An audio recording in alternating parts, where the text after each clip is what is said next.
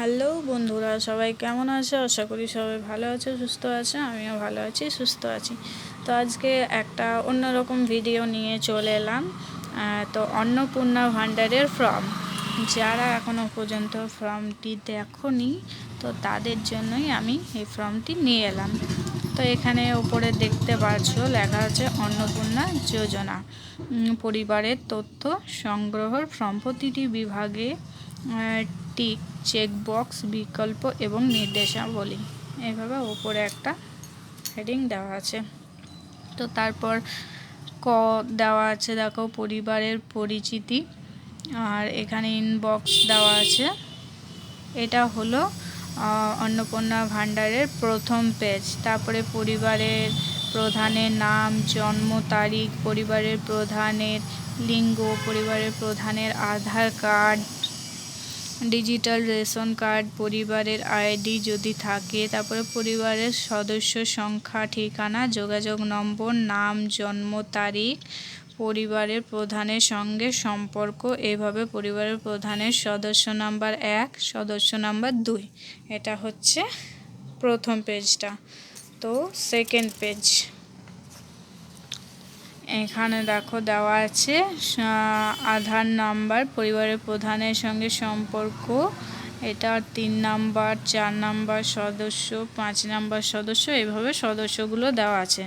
তারপর কি দেওয়া আছে, পরিবারের প্রধান এবং পরিবারের সকল প্রাপ্তবয়স্ক সদস্যদের ব্যাংক অ্যাকাউন্টের ডিটেলস চাইছে। তো এখানে দেখে নাও, bank account number, CFC code 1 number, 2 number, 3 number, সদস্য 4 নাম্বার, 5 নাম্বার। এটা হয়ে গেল সেকেন্ড পেজ।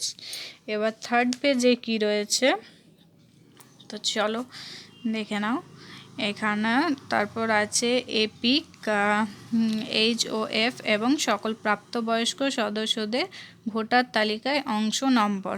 তো সদস্য 1, 2 এরকম করে 5টা পয়েন্ট দেওয়া আছে। তারপর বিভাগ দেওয়া আছে। তো বিভাগে দেখতে পাচ্ছ অসংরক্ষিত, আর্থিকভাবে দুর্বল, তারপরে তপশিলি জাতি, তপশিলি উপজাতি, অন্যান্য অনগ্রসর শ্রেণী, বিশেষভাবে ঝুঁকিপূর্ণ জাতি, জনজাতি গোষ্ঠী। তারপর কি আছে, রেশন কার্ড, খাদ্য ভর্তুকি।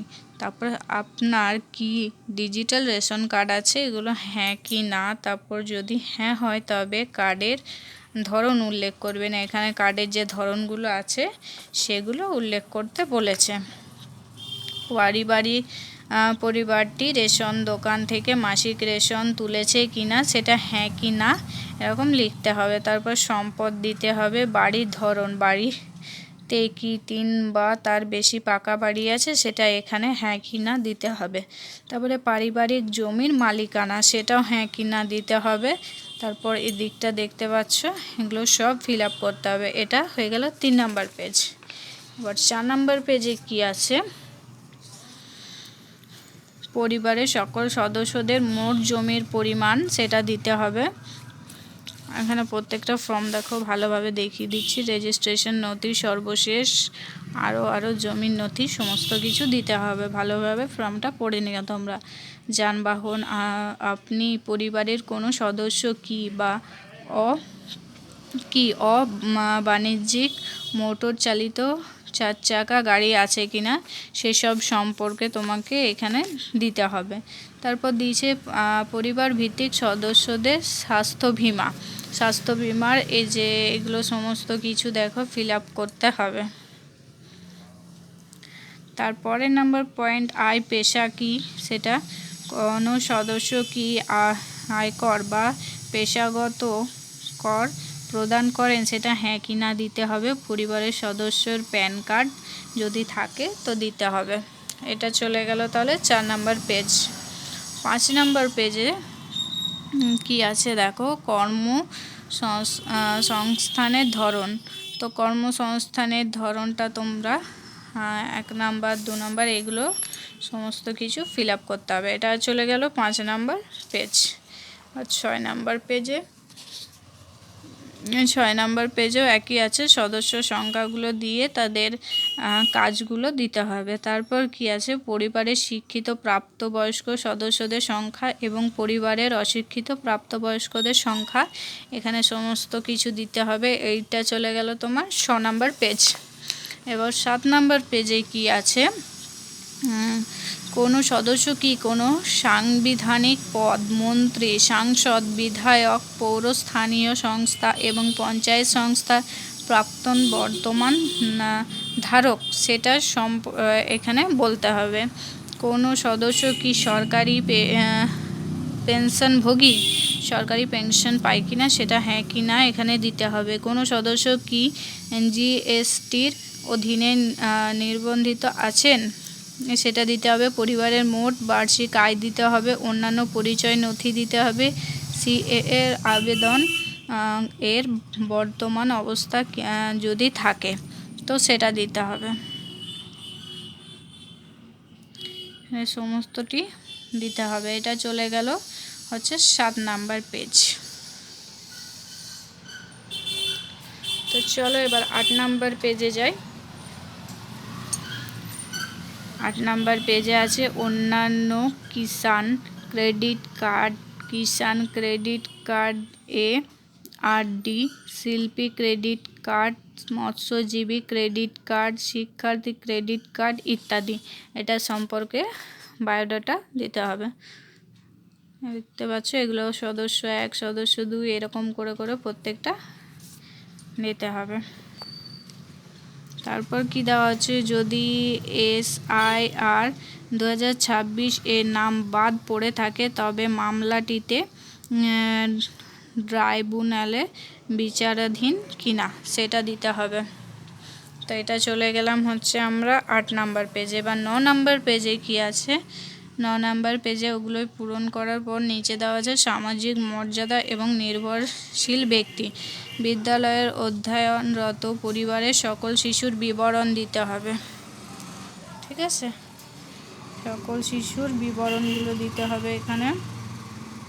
এটা চলে গেলাম হচ্ছে 9 নাম্বার পেজ। এবার 10 নাম্বার পেজ।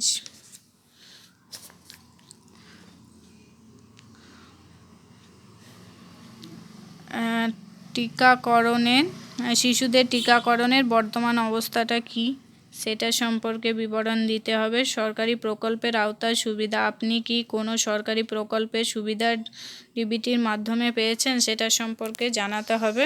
তো এটা চলে গেলাম হচ্ছে 10 নাম্বার পেজ।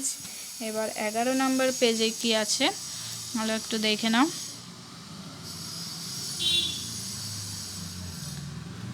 প্রকল্পগুলো দেওয়া আছে, কী কী প্রকল্পের সুবিধা পেয়েছো, এটাই হচ্ছে 11 নাম্বার পেজ। আর আছে 2 পেজ, ওই প্রকল্পের নামগুলোই 12 পেজেও রয়েছে। লাস্টে এখানে দেওয়া আছে বাদ দেওয়া হলে কারণ অফিসের কর্তৃক করণীয়। তারপর ঘোষণা ও সম্পত্তি, আমি কি মর্মে ঘোষণা করছি যে ওপরে প্রদত্ত তথ্য আমার জ্ঞান ও বিজ্ঞান অনুযায়ী। তো এখানে এগুলো আছে, এগুলো ফিল আপ করতে হবে। তারপর এটা সরকারি ব্যবহারের জন্য। তো এই ছিল আজকের ছোট্ট একটি ভিডিও হচ্ছে অন্নপূর্ণা ভান্ডারের ফর্ম। তো কারা কারা এই অন্নপূর্ণা ভান্ডারের ফর্ম পেয়ে গেছো অবশ্যই কিন্তু আমাকে জানাতে ভুলবে না। এখানে দেখতে পাচ্ছ অনেকগুলো ফর্ম রয়েছে, এগুলো এখনও আমাকে ডিস্ট্রিবিউট করতে হবে।